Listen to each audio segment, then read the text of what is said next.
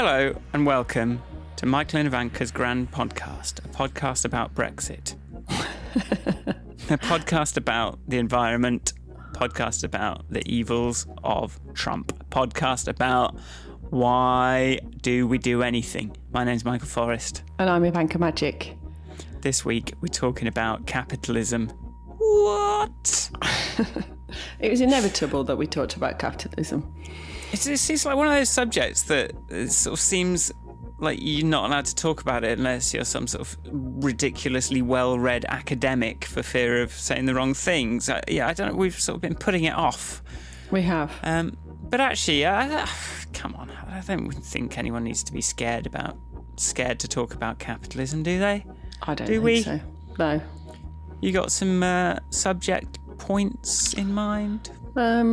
Mostly, my subject points are mostly from reading Donut Economics properly rather than just relying on the talk that we saw at Meaning. Right. As well as the reading of a Teen Vogue article. So well. I think most of my views and little factoids and thoughts are going to be coming from a position of, is the market the panacea that everyone seems to think it is? Mine are mostly coming from ContraPoint's YouTube videos that she did 2 of. What's Wrong with Capitalism, Part 1 and 2. And goes on about all the philosophers and then sort of goes, shut up, I like shiny things. But, is that so bad? But yeah, so I've got a few kind of like notes in there about value of labour, the role of advertising, monopolies and antitrust versus, sort of cooperation versus competition, and how there's some weird stuff going on there. Anyway, we can get into it. Let's get into that. Let's go.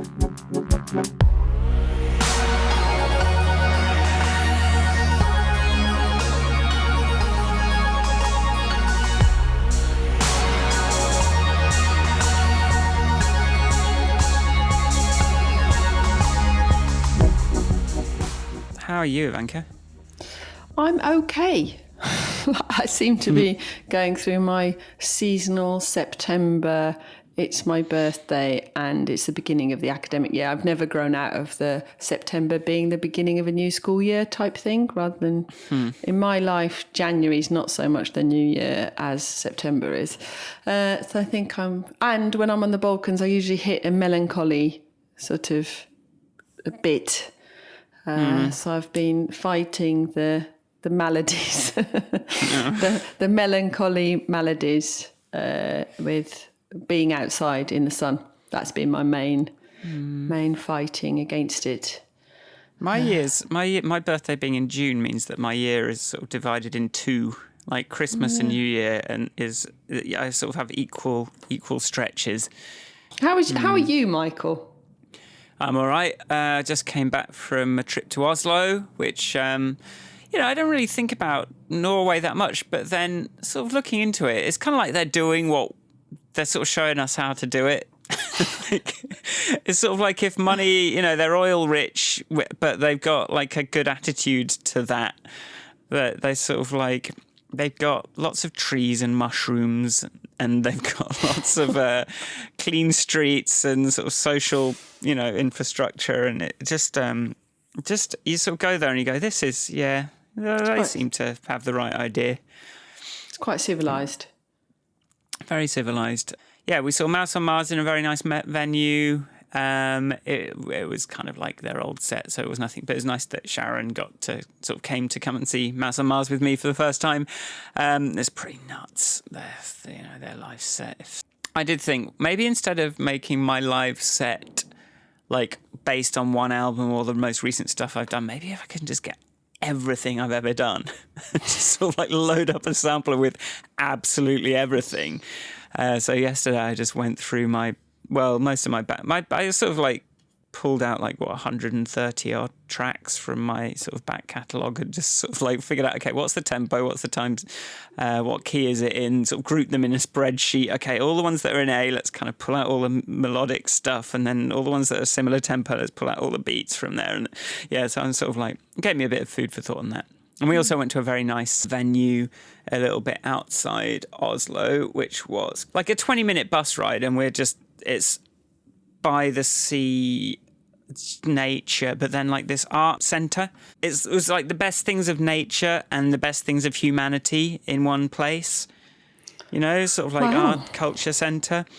And we just went to see one of the members of Mouse on Mars, Jan Werner, at the Heine Onstad Art Centre, Kunstcenter. But yeah, that was just a really nice place. That's where that was the picture of me holding a stick was near there on our Instagram. That's a sound. I've not been to the Scandi countries very much at all. I always tend to go south. Well, exactly. And it was strange to come back from holiday and it was warmer. Like, I've got to take clothes off. This is strange. But it is like all their stuff, you open the sort of in-flight magazine about, Norway, and it's like 30 different companies all doing sort of eco innovation stuff. Yeah. So they're all the stuff that we're trying to find time to do, they've got the time to do it. So everything they're doing is like, what can we do with plastics? What can we do with this? What can we do with clean energy? What can we do with this and that? Yeah. Related to the nature thing, so we're walking, actually it's not related, it's just me choosing to speak about something that I want to talk about next. Do it. Right. It's like, apropos of nothing, here's my story. The nice thing about coming here in September is that the weather is glorious and the sea is delightful, and we're just outside all the time. It's kind of hard to be stricken by anguish. I'm sure in times gone past, a doctor would have prescribed me some liquid opium or something, just to have a little sip on it. I was like, here you go, have some Lariam. So she's not okay. So there's lots of being outdoors and swimming in the sea. So my daughter's got well into that now, and also she's got well into boogieing along to your latest track.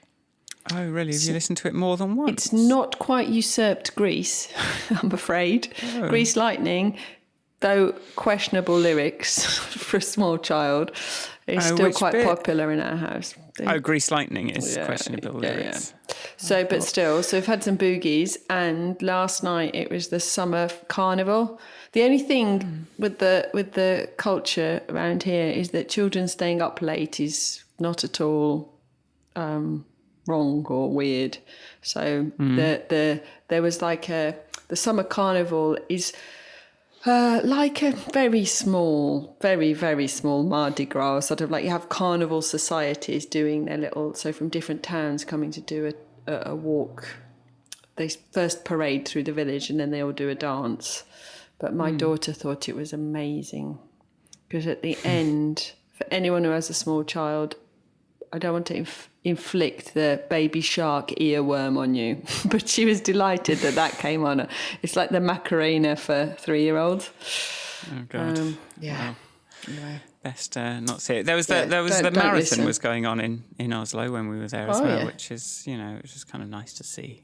I like seeing a city by running around it, but then I thought, well, we're going to be walking all day. We did like 25,000 steps a day on average when we were out there, so it was like, I don't really want to add another 10k onto that before we even start.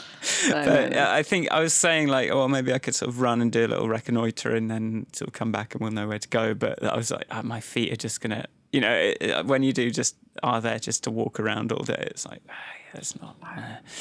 Walking is a beautiful way to see the world, I think. Walking is nice, and I wasn't getting impatient like that. We saw lots of it was only when I followed Google's instructions that we ended up on some. I always end up on some overpass or some just really motorway kind of area by accident when I'm in a city. It always happens. On the subject of Norway, though, I know I've seen some random thing pass my eyes on the Facebook or something, which was something, they've got some name for going out exercising with a carrier bag to collect rubbish. So if you go running in nature, I must remember to take one, because that's the only. Whilst Croatia's not exactly, I'd say it's no more littered than walking on the South Downs. Walking on the South Downs has I think, an unreasonable amount of litter from people who seem to throw those running gel pack things on the floor and think that they're magically going to be collected by somebody. Anyway, but there's lots of little bits of rubbish that you could only really pick up if you're mooching. I'll dig up what the Norwegians call exercise while picking up rubbish in nature. B, do it.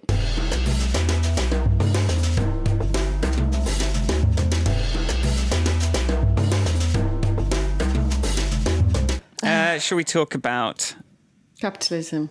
The horror that is capitalism. So where do we start? Well, it's a tricky one. Well, it's not true. I mean, here we go. It's not. Let's not be afraid of it. Let's jump in. Capital. Why is it called capitalism? Because it's about owning stuff. Yeah, the person who owns the stuff gets to sort of like reap a disproportionate benefit from owning the stuff, kind of thing. Yes. So it's based around people owning stuff, everything being in private possession. Because the argument being that the profit as a reward is some sort of driving force towards progress as well as other things. So the people that are anti putting things into state ownership argue that then they will not be looked after properly because looking at profit margins and efficiencies and it's not an efficient system and all this kind of jazz. Though you don't remember what it was like when that before it was privatised, kind of an argument. And as we sort of like touched on last week, the problem with that is you get stuff. Profitability and efficiency is a different isn't necessarily compatible with a value-based system of, okay, what's the it's not the same as happiness. It's not the same as optimizing happiness for the people. It sort of takes you down certain lines of sort of cost cutting and sort of like. And it also relies, and I may be conflating economics or conversations around economics and capitalism. I don't know if it matters because I've been reading Donut. Well, I haven't been reading it very much. I've been listening to Donut Economics as an audiobook because we both listened to that talk, which had an impact on us. I bought the book and I've not actually sat down and read it. So I've been listening to it quite a lot. And one of the premises or one of the main points that she talks about in the book is that all of the systems that we currently use to measure progress is all about growth and growth at all cost, at any cost. Right. So we're always measuring the GDP. It's always about growing and more and more and more. She quotes someone in the book whose name I have not committed to memory, talking about there needs to be this concept of enough. And that also, if you're only measuring, profitability and efficiency without thinking about use of resources, impact on the planet, impact on the people who you're paying, if you're going to make, and I think that's the thing about capitalism, is that it's not designed to be fair or respectful of others. And the reason it's sort of become this dominant comes back to that thing that we talked about in our money episode of just no other real metric that you can use. No. Like money is such a unique metric, unique way of kind of measuring success or failure that like everything else you would try to measure success or failure by, it has to be kind of woollier or it's going to be sort of opinionated and it's, people are going to have to try and agree. And then if people have different values, like it just kind of transcends any sort of value system, but also then imposes its own kind of slightly horrible value system on everything. It's okay. I think there's also something. So there's a couple of things I read during the week or I've picked up on. And one was a quote that says socialism is why you don't need to take roads with you everywhere you go. Not everything can be or should be privatised. And I really believe that quite strongly. It's like, No. It's depressing seeing like flipping DHL or something on the ambulances now, and you just go, like, what? How is this? Isn't the state supposed to, like, am I already paying for this with taxes? Why do we have to pay for it again with our attention and advertising?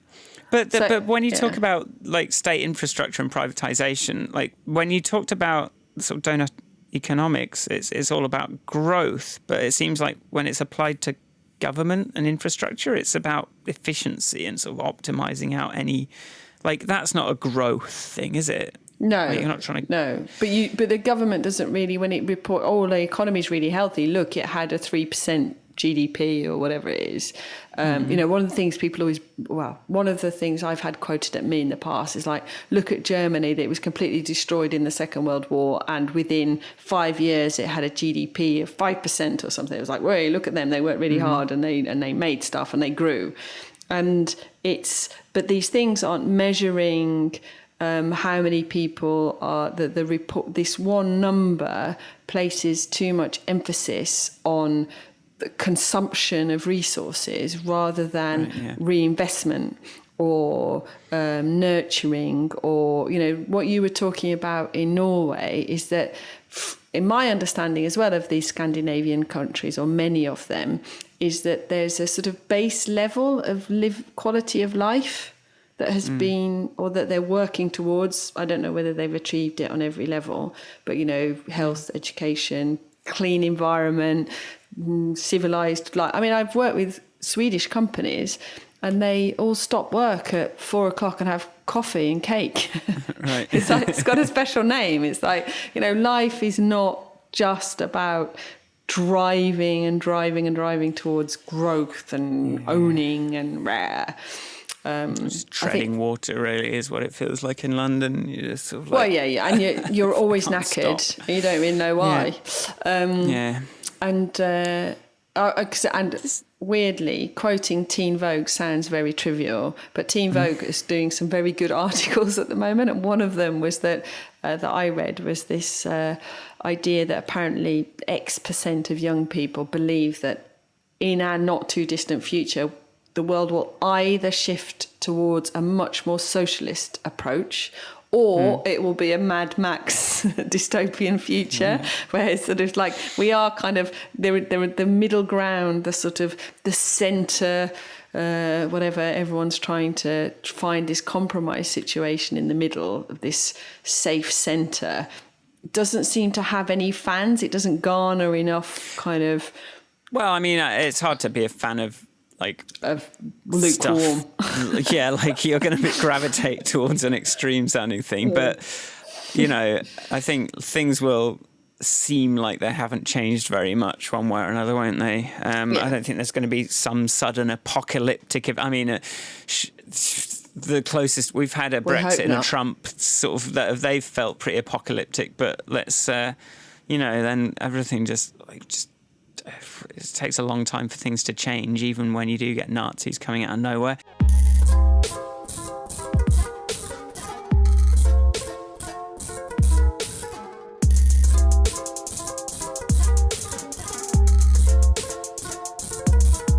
The reason it's sort of like hard to care about economics or sort of capitalism or just think about it much for me is because as soon as you open one of these books, it is like 1.5% something, 1.63% something, and you're trying to, it's just telling you these like numbers that you're like, I don't care. And then, and if you look at the graph in figure 1.2, it shows a 0.6 GDP growth in West, and you're like looking at going,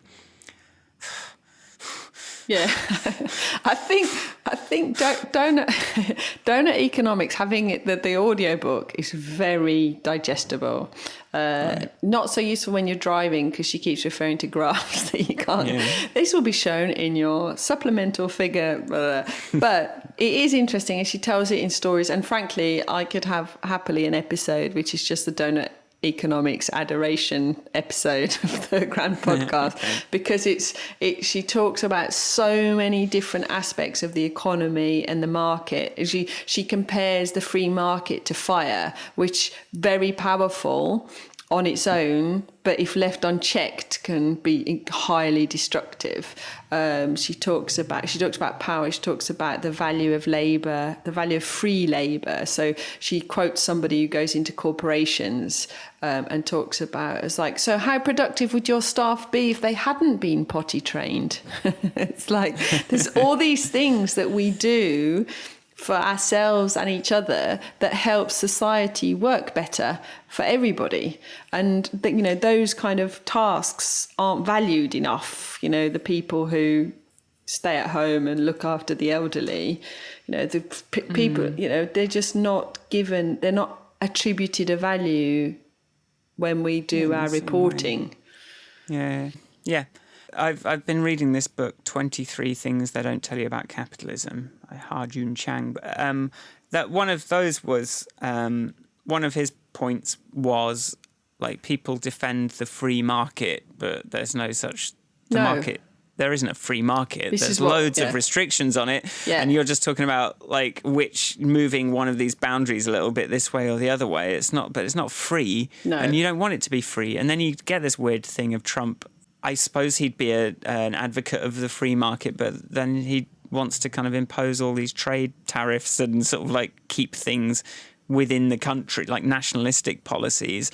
Isn't that the opposite? Isn't that socialism? I don't know. What's socialism and what's capitalism? If you're kind of imposing limitations on your sort of capitalist wildfire, which has to be done. Otherwise, we're not going to have anything, are we? It's this Kate Raworth also talks about the fact that there is no such thing as a free market, that these restrictions are in place.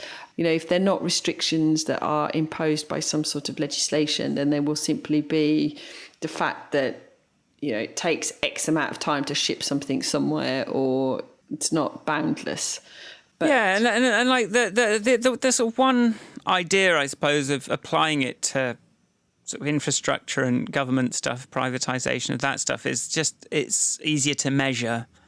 I suppose is the sort of the appeal of it is that we can measure and like optimize in a way that we can't when it's all just like, well, let's spend some money here, let's spend some money here, let's spend some money here, let's do this, and like.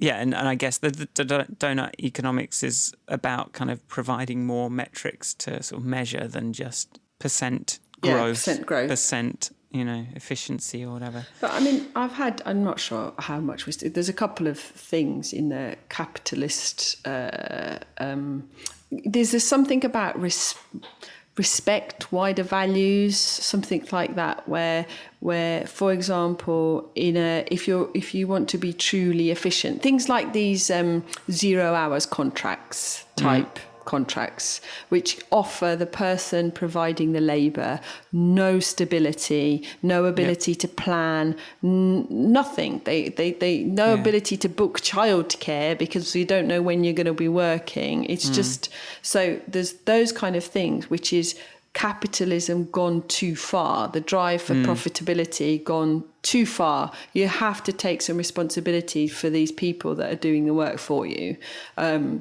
I think that's one of the things that makes, when I talk about capitalism not being fair, where most people would argue that because there's a market involved and you negotiate a value and a price, blah, blah, the market knows and the market understands and it's fair and there.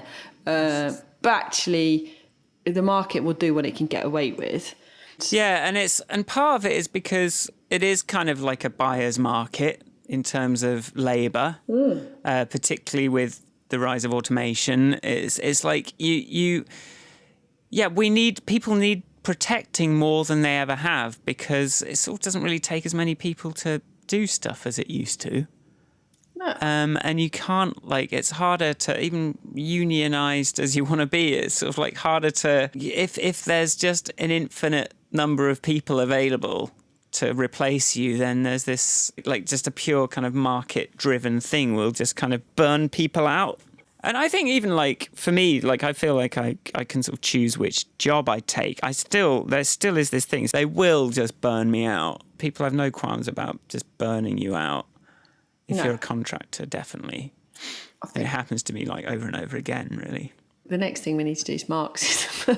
I don't know enough about. No, I don't want to do that. Nothing about. No, But Marxism is a commentary on capitalism, right? Yes, like a lot of it is kind of, this is the inverse of capitalism. This thing's coming through. Let's fight it with Marxism.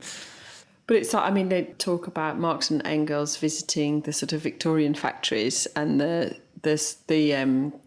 way that the workers in these factories were living and working, and that's what prompted a lot of their thinking. And it's just the sort of mistreating people, mistreating the planet, mistreating society, mistreating the companies that rely on roads to deliver their goods but are unwilling to pay their corporation tax is wrong. Yeah. By every definition. It's just wrong. One of the projects that I've worked on in government, which I am, in retrospect, I'm surprised that I'm proud of it, but I am. It's like we worked on this thing called the digital marketplace, which was it did stand on the shoulder of giants, like many projects do, where somebody had already looked at changing the way government buys technology and created this framework called G-Cloud, and which was meant to open up the market more and make it easier for small to medium enterprises to sell to government.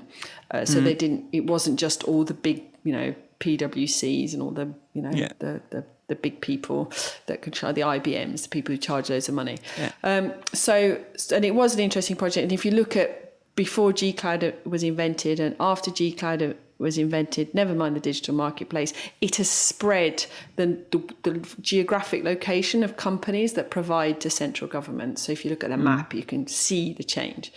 But one of the things that is infuriating when you're in government doing a project and you look at what people are trying to sell to government, it's being done in a carpet bagging, immoral, no qualms about, because it's the public purse. It's like, do you not understand that you're robbing yourself?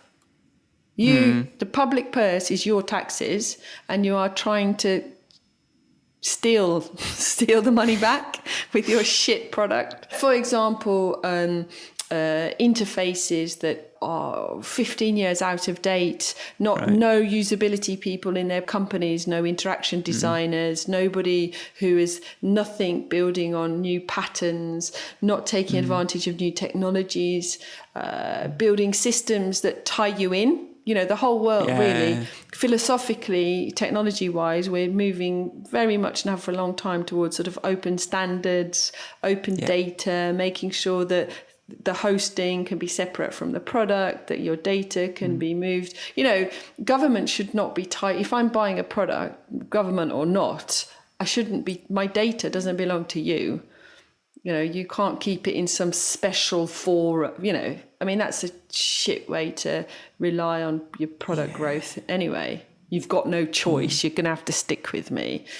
But these are the nasty sides of a system driven by profit. Really. Yeah. Well, if it's like, you're not referencing any other metric, then morals go out the window, don't they? Which is why Jesus threw so many tables over in that temple, remember? I don't know that story. Is that it's a good Jesus one. story? Jesus at his most mental. Tell me the story now. I saw some merchants doing there's all the kind of vendors in the temple, and he just fucked up the room, threw all the tables over, threw everything around. We watched a bit of God TV at the weekend. I was showing Sharon some Bible bits. I was like, here's this. This is a funny bit. But it's mostly really boring. So Jesus objected to the merchants being in the temple? Yeah. Just although it seems like you go in any church now and the gift shop it's pretty prominent. Well, look at these lovely rosaries.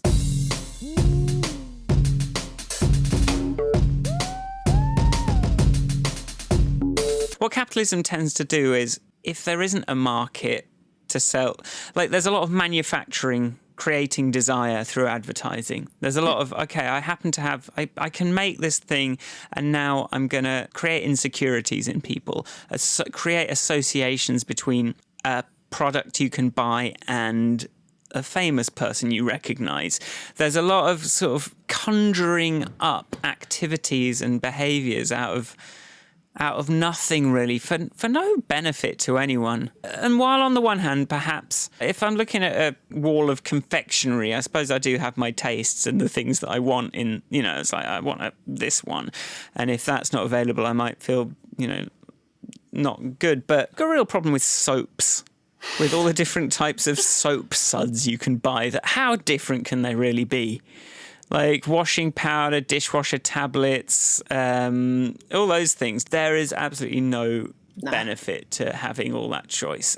How much of humanity is to do with relieving an artificially inflicted desire? You get advertising kind of going, oh, you want this. We're going to create something in you that wants this thing and is going to associate that with being loved or something. Similarly with like alcohol and drugs and things like that, where it's sort of the way it's actually working is it's kind of creating it's creating a withdrawal cycle. So it's sort of like created the thing that it relieves. Or also then like a lot of pharmaceuticals, we found this pill that I guess you could say it does this.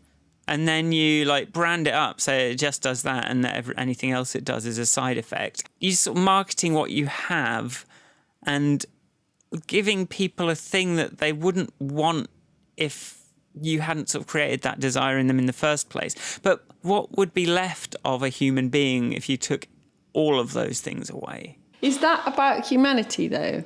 In what you're saying is this artificially created desire? Because there's a difference between... So one of the arguments for the capitalist system is progress and competition driving better products and more innovation and all this stuff that's meant to be good. Well, and is, frankly.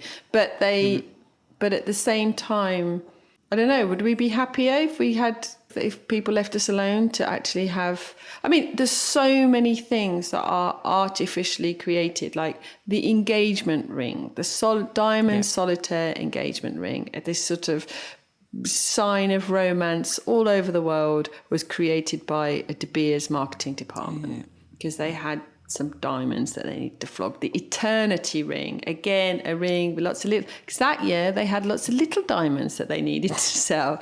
They had, it's just... And they're like, oh, we're not going to work in engagement rings. I know, let's put lots of little ones around a ring and call it an eternity ring. And, if you don't have one of these, then you can't possibly be loved. I mean, it's utter shit. Really. Yeah, but there's a big difference between that and inventing the fact that you and I can be, we're in different countries. Yeah. We're having a brilliant conversation. We can see each other's faces. We can see each other, amazing. Yeah. But again, but then we bought a fair bit of paraphernalia to enable us to do this. Like, my desk is littered with stuff that we've put, but this is enabling us to do something that we wouldn't have been able to do without it, which is very different to having some ring on your finger that doesn't do anything at all other than keep the marketing team and De Beers and various jewellers in business. Yeah, so when it does come to competition... Yes. And the benefits of competition, there's this funny thing where, someone has a good idea and then someone else copies it and does it slightly different and moves right over the road and sort of like cuts your business in half. Yeah. This is sort of doesn't feel nice for the innovator. And, it's like Steve Jobs getting very angry about Google creating Android, going, what? Yeah, we just copying our shit, doing it slightly worse and like stealing half up, But this is how it goes. And even in my own personal experience, I haven't been rewarded as much for innovating as I have for creating a product in an already existing category.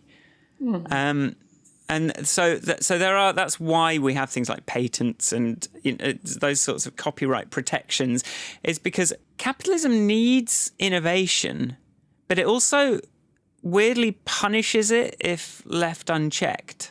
Because you put all the work in and then someone else can just like nick up, just kind of copy it. But then on the other side of it, I think of it in terms of software, and open source has ended up proving a lot more effective for a lot of things than the sort of closed source.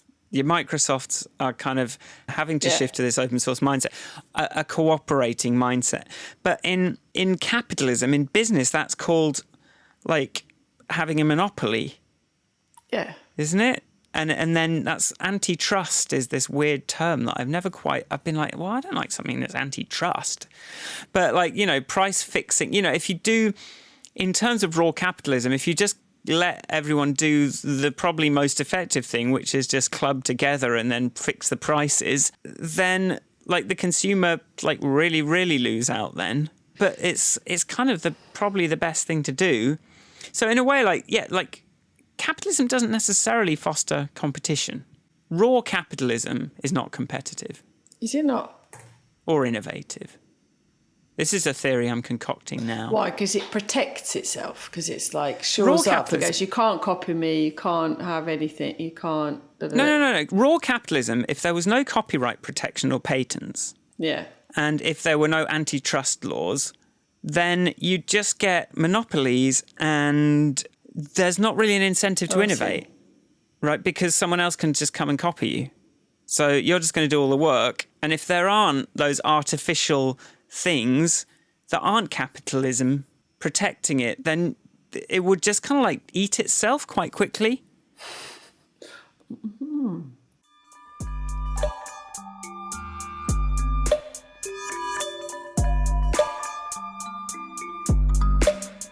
Going back to what things lend themselves. So you could, in a world where people have free will, that we argue that people have freedom to do what they want and make choices. If you advertise to me, I, in theory, have a choice to buy the thing you're trying to flog me or not. Now, where I think it then becomes very difficult is when you're talking about things like healthcare. And if you look at a system like the American system, which is it's a business, a pure business, versus the UK system, which is not a business yet, where when you go to the doctors, that you are being advised, that you're being advised based on somebody thinking about what's best for you. It might be sometimes get a little bit stuck behind on a few things, and they might be a bit cautious about going with some newfangled crazy therapy for something.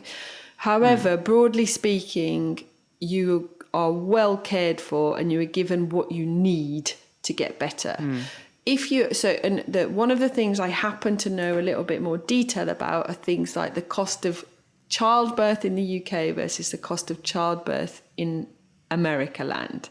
And it's something in the order of thousands of dollars. I think it costs in the UK for a woman to give birth, costs the NHS about £3,000 in, equipment, medicine, staff, blah, blah, blah, which is not really a lot of money compared to something like, it may be as much as $70,000 in the US because it's a business. They go, hello, madam, would you like another scan? What about another scan? How about this machine that goes ping? Because we've got this lovely machine. It goes ping. And maybe you want a bit more medicine because, let's have a little. It's great. Look, you can have, and then another machine. And maybe you need to see this other specialist because you want to be sure, don't you? Because they're selling to you, not looking after you. They are looking after you as well, I'm sure, but they are upselling. Do you want this extra little thing that you don't really need at all? Whereas the NHS, I did get all the care I needed, but nobody was trying to sell me an extra thing just for the sake of it. And when you need these extra things, they're there available to you, but they're on a medical basis, not on a commercial basis. I think the problem I have with this sort of advertising and selling people shit they don't need side of things is the overconsumption and the fact that sort of we're hitting, I don't know if you heard of this concept of there's a Earth Day or something where in a given year you hit a day where we've used more resources, more of the Earth's resources than can be replenished within a year.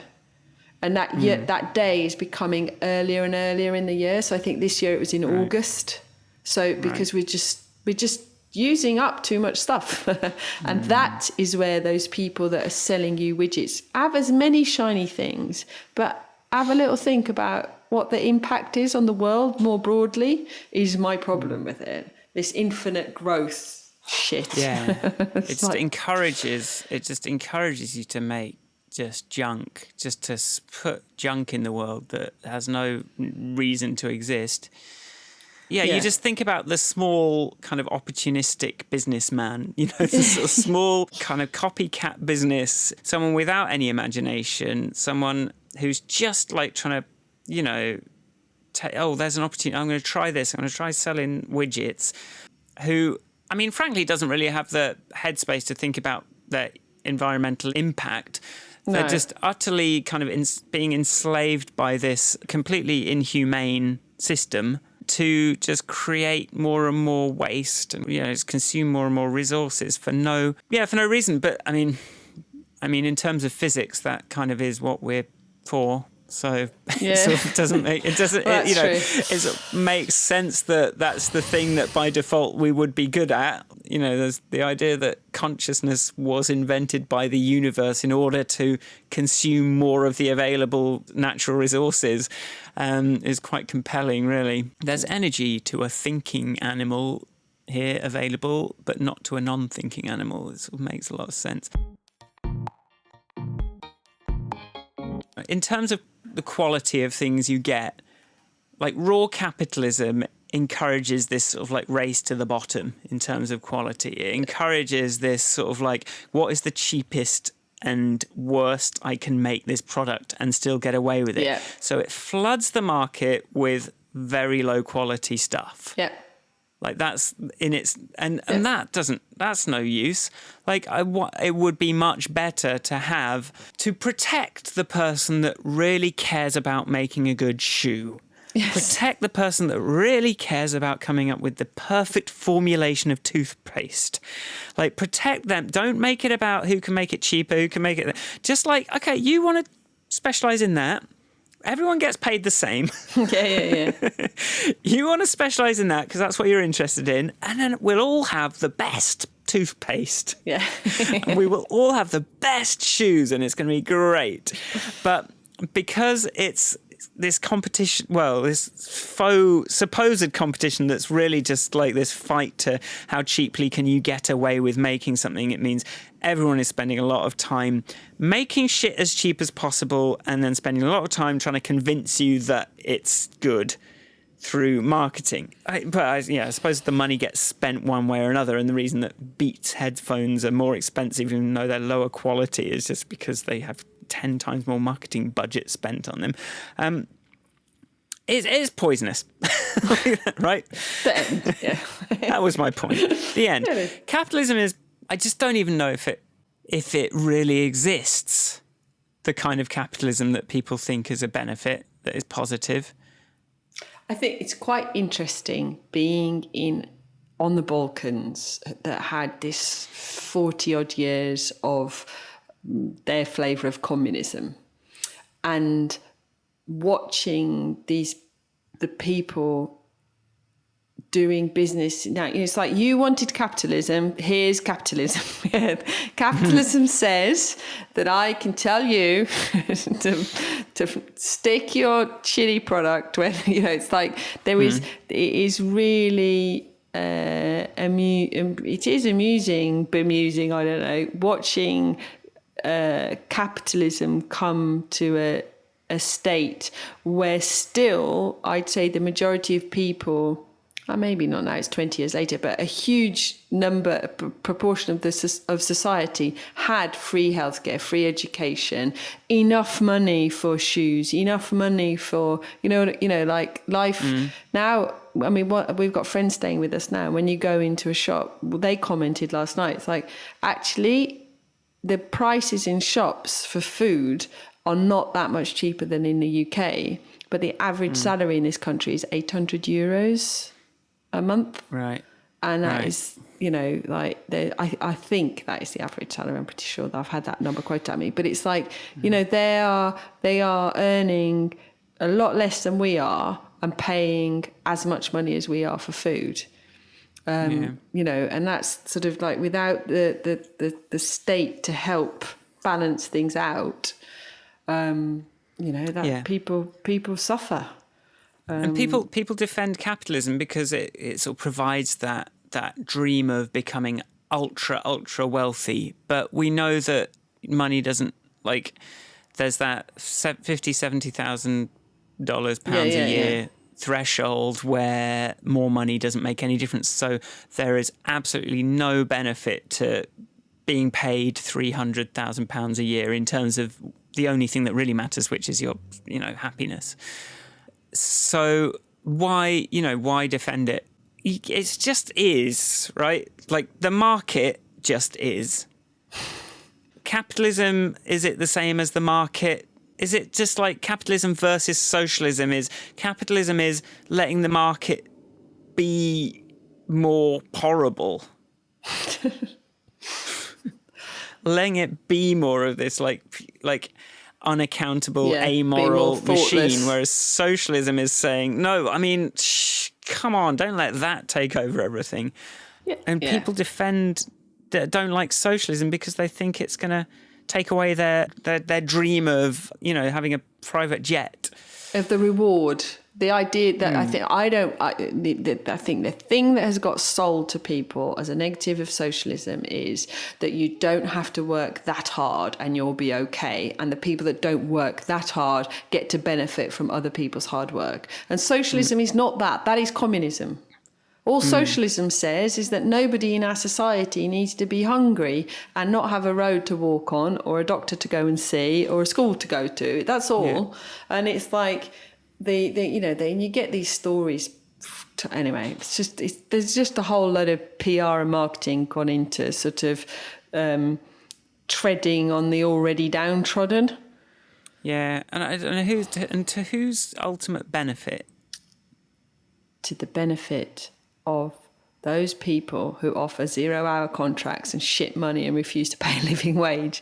That's to whose benefit. It's like, that's it. If you're driving profits and you make the workers think that you're clever and that all those other people are just trying to make their life more difficult, you don't remember what it was like when Labour were in power last. It's like, it is for the many rather than the few. Yeah. That's it. So privatisation, bullshit. Sure, we could be more efficient with taxes, but as you've said, like, it's not actually nearly as bad as people think it is. If we take out the words capitalism and we talk about privately owned stuff versus publicly owned stuff, or some things are for the common good. And some things do very well being in private ownership. Software companies, they don't need to be publicly owned. They need to think about... Although the open source the ones that lean on open source do very well. Yes. So, there's no reason to eliminate eliminate the mechanisms for people who have the drive and the ambition and the desire to create things for themselves. Go for it. But it can't be done to the detriment of society, that's...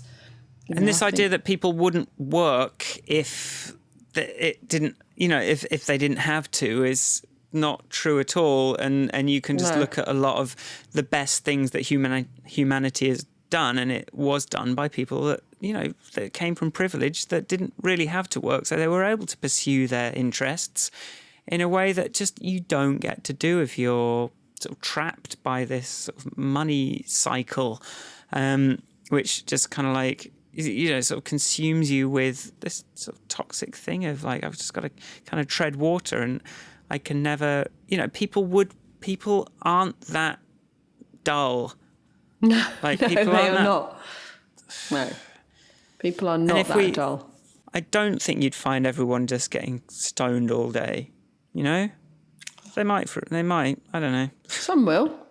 Have I told you the story on this? Of one of my friends is a cameraman, and he filmed some property program in Algarve or somewhere, Costa del retirement village, and apparently there's like a 10-year cycle on the sale of a property, because couples retire there and they drink as though they're still on holiday. It's quite a dark story. Oh, no. One of them, at least one of them, inevitably develops some sort of alcohol-related disease and dies 10 years later. And then that's that. Game over. End of the retirement dream. Because actually, you can't sit around doing nothing all day. Nobody does. Nobody does well. Tell you what, I might be sort of a reasonably. I'm sitting at a table that's made out of a door that used to be in this room, and it was configured differently. And the legs are made out of the door frame, and it's a beautiful thing that my husband made for me. But I'm also wearing a frock that cost me quite a bit of money and that I really enjoy wearing. So, we all do buy things. There's nothing wrong with liking shiny things. There's nothing we wrong all with kind of liking like shiny things sometimes. And, socialism doesn't mean to paraphrase ContraPoints, socialism doesn't mean you can't have shiny things. Exactly. So just remember that. Yes. I think that's the conclusion we were looking for. Yeah, just steal it from someone else. Yeah, that's good.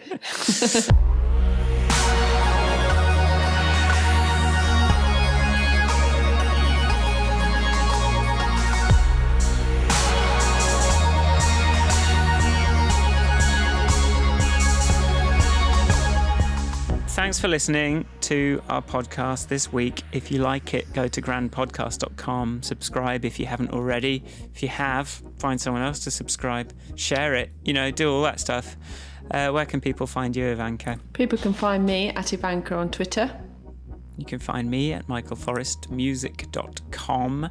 And, I've got this app out that, if you're into, I don't know, pretty niche, just calories it's called. It's my new one.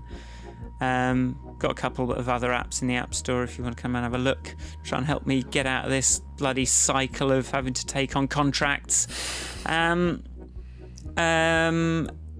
thanks for listening. Sorry we didn't have more original insights into capitalism, but it was a subject that we needed to kind of at least attack and see what happened. And yes, read Donut Economics. It's really interesting. It's like plug for someone else's thing. Watch ContraPoints. Watch ContraPoints videos. They're very good, very funny and interesting, and will make you feel weird, but good. All right. See you next week. Bye. Bye. Bye. Bye.